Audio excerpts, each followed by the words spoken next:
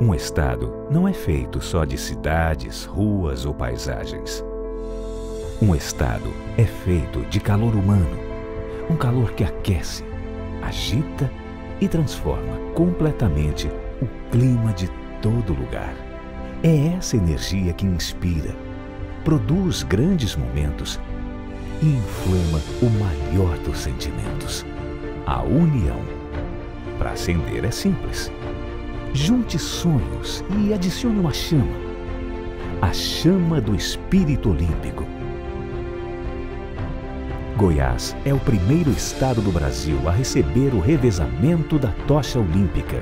Comemore, essa vitória é de todos os goianos. Governo de Goiás.